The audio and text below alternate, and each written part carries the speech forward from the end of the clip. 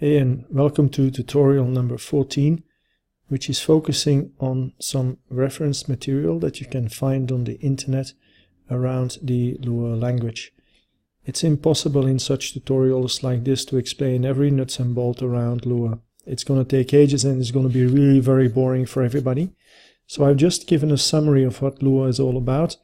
There is much more around Lua, and I really encourage you to look into these reference materials to check further the Lua syntax and the Lua capabilities. The best way to find Lua tutorials is go to Google and type Lua Tutorials. But this is a good site, Lua Tutorial from Tutorials Point. And this one I've been using now for as a guideline. You will see the contents here as a guideline to do this baseline. I think it's really very good because it doesn't go into significant details, gives you an overview, and then you can explore further. If you do not have a lot of Lua knowledge, I really suggest you first go through this material here. The pages are quite short, and they really have done a terrific job. For example, if you look to arrays here, something that I really haven't explained in detail, then it shows you this stuff here.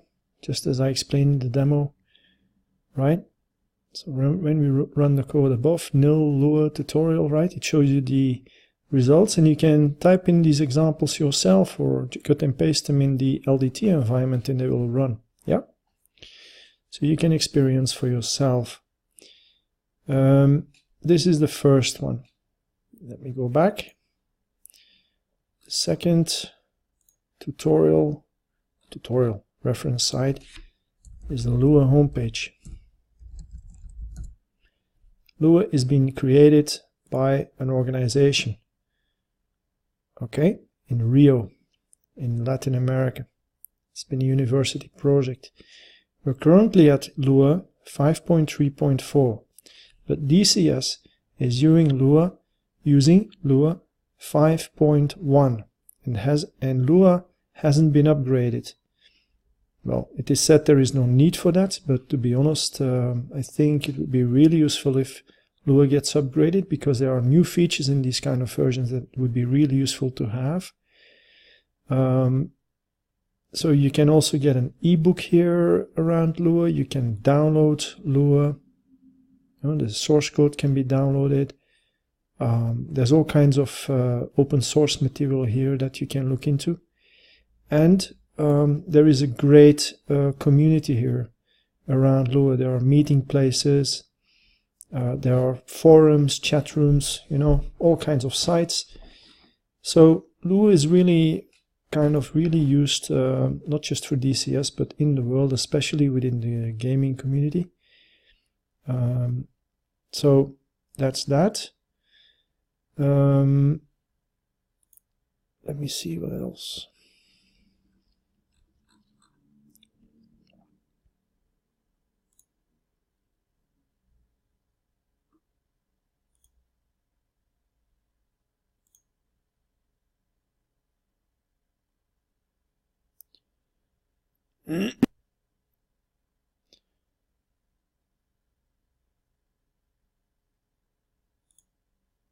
You can also find various YouTube videos if you have the time.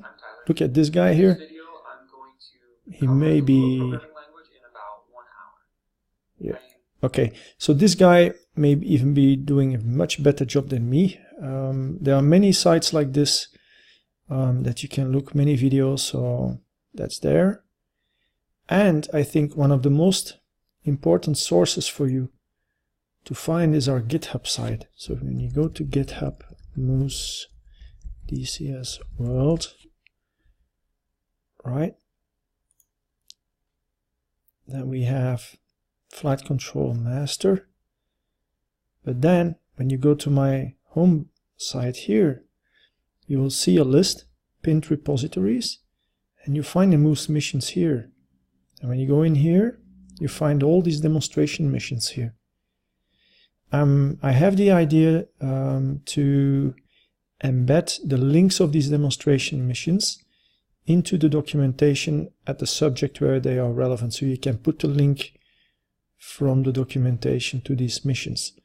For example, the AI dispatcher has a lot of test missions. When you look at them, for example, the refuel tanker test, when you can click on that, the Lua file is always added, right? And you can view that. And this is the code. So you can, you can look at the code and you can see, well, oh, this is how this is done. But of course, this won't help you if you have a function here that you don't know how it works. This won't help you to go to the Lua reference material, because some of the code may be documented within the Lua reference material, but this not. But if, for example, you don't understand double point and you just go to the Lua reference material, and it's nicely documented there what that is about. Yeah. So the functions that are being used, or the methods that are being called here as part of the Moose framework, the documentation, as I said, can be found on the main, the main documentation side of the Moose framework. And that's going to be, let me go through here and then you see that as well. On the last page, I'm always viewing the other way around. When you go here, you see also the page, that would be the first page that you see. And then you can go here. And then you can look up the class that you want to know. What was it again?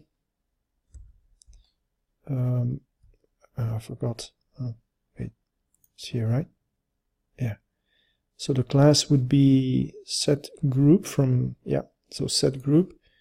So when you go to set here, set group, right? Then you get the methods and explained, like filter and ground and stuff like this. So you get all of this explained. Let me make this a bit bigger. So what this is about is really each of these here are listed, and these are what we call modules. So when you go to the index here, this is clickable, you see all the modules here, and modules are basically a collection of classes. So for example, when I go to set, which is a module here, then set is actually a collection of set unit, set group, set client, set airbase. This is written documentation, not generated. This is written, but it can, and then here, when you see here a list globals, these are the classes that have been defined. Set airbase, set base, set cargo is already there, set client, set group. So when you click on set group, you go to set group, and here you can then have again written documentation by myself. So when you click on filter categories, you go to the method and you see the parameter information, the return value, the explanation of what the function does. And this is then, most of the time when it's relevant, properly documented, but not for everything. Like for example, category structure, I don't think you would ever use that in your mission, but filter countries, I think that would be useful for you. Yeah. So not all of the things have been properly documented, and you may find the documentation a bit lacking. If you do, please contact me with the name of the function or with your comments, and I will look into these things. That's that. Another thing is that when you go back up, you see for each class that is listed within the module, you see the functions listed with a short explanation, most of it, yeah? So you can go, for example, get set, for example, is one. This gets the set from the set collection. Get first gets the first element from the set, or the first object, right? And so on. So this is how you can search yourself within the documentation. It's not the best documentation tool that is there, but it's all I have at the moment. Greyecho was helping us to build a searchable documentation set, but I don't know where he is. Yeah. So this is what we have at the moment. This is what we need to use now for the moment. I hope you found this useful, and see you next time. Bye-bye.